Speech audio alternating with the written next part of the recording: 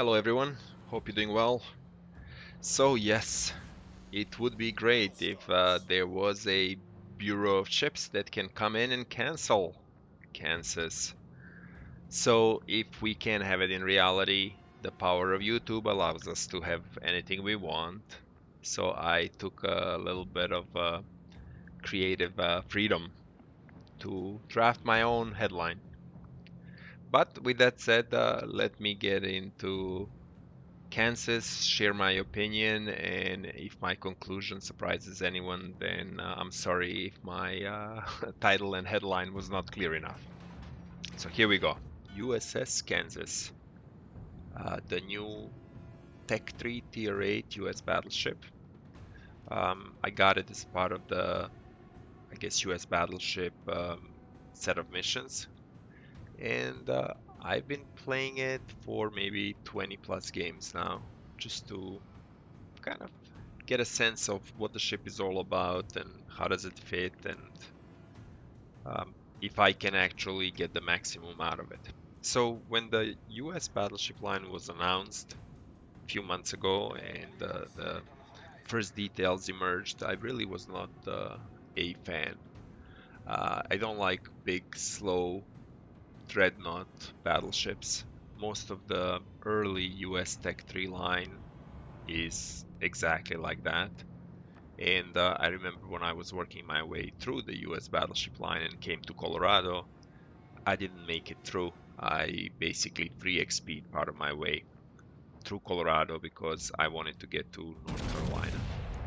So when the announcement was made that basically what we are going to get now is Colorado's in tier 8, 9, and 10, I was not very excited. And I had very low expectations for the ship and the line in general. So once I got Kansas, I started playing it, and Kansas gets 12 16-inch guns. It gets the 32 millimeter plating in the front and back, which is different than Colorado. It does have slightly better protection than North Carolina in terms of armor belt. I think it is 343 millimeters versus 305 millimeters. But it's also a bigger target because the ship is wider, if not longer. Obviously, another big drawback to these guns is that they reload every 40 seconds. Now, you have 12 of them versus 9 in North Carolina, but 40 seconds, just such a long time that you have to wait.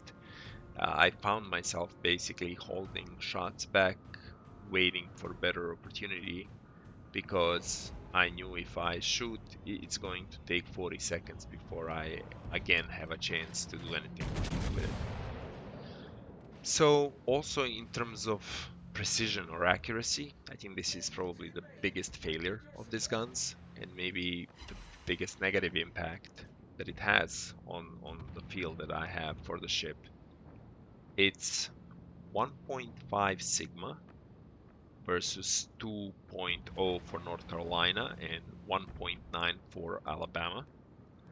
And okay, this is consistency, but then in terms of maximum dispersion, the one for Kansas is 287 meters versus 293 for North Carolina and even tighter 272 for Alabama. So that means it's pretty much the same maximum dispersion as North Carolina, except your shots are all over the place. And you know, sometimes I would only have a chance to, let's say, shoot the first or the back two turrets, and I can see those shells just flying all over the place. It's almost like every time you want to at least shoot 12 shells, so that at least some have a chance to hit. It is pretty much like a shotgun approach, and I think the ship is really let down with that. I think the long reload time and bad accuracy on the ship is like a double whammy. I think they could have done one or the other, but to do both, it hurts the ship in terms of maybe what it can do, but also maybe in terms of how does it feel when you play it, which is also very important for the player, right? I mean, I shoot and I never know what I'm going to hit, and I think my accuracy ratio on Kansas is maybe 23%. Now, it's not really great on the other ships either, and that's maybe just the way I play the US battleships. So on North Carolina and Alabama is maybe, I don't know, 27, 28, 29, so under 30%. I'd rather see it 30%. But it's still less than what I'm used to, even with more shells. So, you would at least hope that, worst accuracy, but at least you land a similar number of shells on the target, given that you have more of them. Now, the AP shells on the ship also are not as good as the ones on North Carolina and Alabama. They have less punch. They're 11,800 versus 13,100. So I think the DPM on Kansas is like 212,000 versus 235 for North Carolina. Although North Carolina, right, 9 guns, but fires every 30 seconds. So guns, unreliable. HE, I tried. I thought, well, maybe, I'll shoot HE, through at long ranges and see if, I can start some fires. But, you start a fire and your opponent uses DCP and no more fire. And then by the time you get to fire again 40 seconds later, if you hit him or not, it's pretty much hard to keep the fires lit at all times. And the damage that the AG was causing was really not that much, so it wasn't a good use of shells. So I kind of reverted back to just using AP and you know hoping the shells hit and cause some damage. Now in terms of total damage, I got maybe close to mid 50s on average, which is not great. Now some of the ships that I played before earlier have even worse, but a lot of them have higher than that, going up to I think 70 something thousand for Sovietsky Soyuz. So these are all tier 8 ships, so damage output not really great, and even if the numbers looked maybe in line with what I've done with the battleships before, the feeling of actually causing damage or being a powerful ship or having really anything to do with anything is or have any impact on the game is not there. It's typically just surviving and moving very slowly. So now the speed, right? The speed is again another big drawback. It's maximum speed 23 knots. It's 2 knots more than Colorado. It's 4.5 knots less than North Carolina. And I mean, you are evading enemies, you are turning, you are angling. So your speed is constantly less than that, right? I mean, 16, 17, 18, 19 knots. It's very low, and you feel it. And honestly, I don't even know how it's going to feel once you go higher and you're like at tier 9 or 10. Because right now it's just it's dreadful. I'd rather be doing anything else than trying to sail around. And if you get caught out of position, pretty much done. I mean, you have to make sure you stay back so that you have time to turn and try to dodge. In terms of firing angles, I thought maybe kiting would work. Kiting is slightly worse, but firing angles in general are not much worse than North Carolina.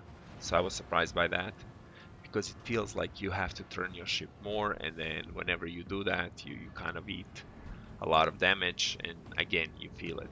Now, I'm not sure if the armor is somehow more fragile than North Carolina's, because North Carolina has pretty sensitive broadsides and is easily citadeled.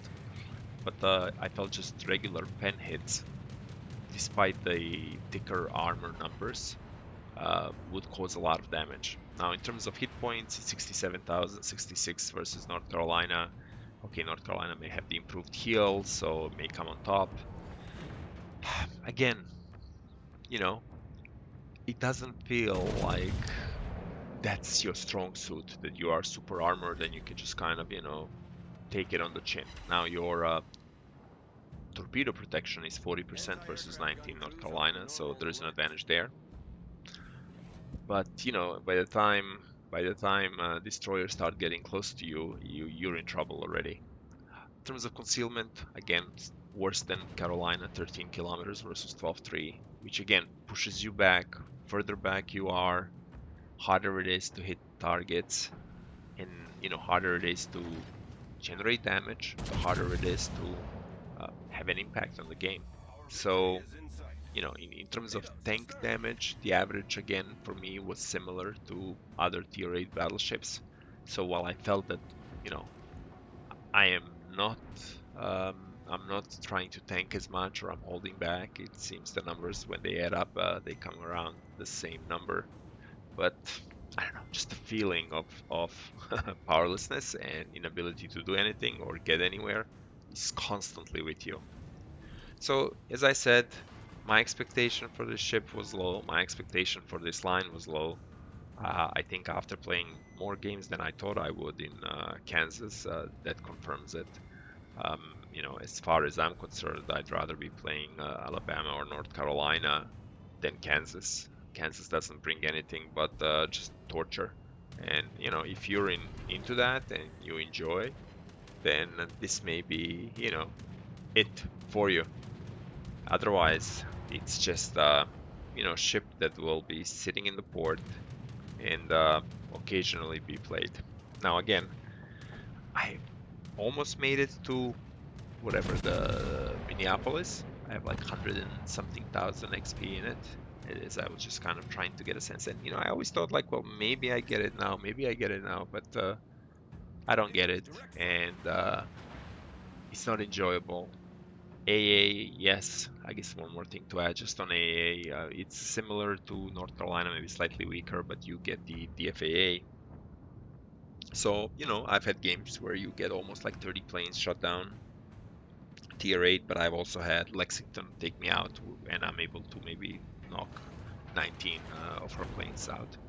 So, with AA, it's always a hit and miss, and, when CVs are in the game, you're spotted even more. So, you can't even count on your long reload time to basically take you off the board because 40 seconds after 20 seconds you're off with the planes you're highlighted. Although I found CVs for the most part to leave me till the end, and I guess because of the DFAA and solid AA, they don't want to sacrifice planes, but still, it's not like you can just go into the game and be like, oh, I really feel I'm in a good position, especially if it's a tier 10 CV.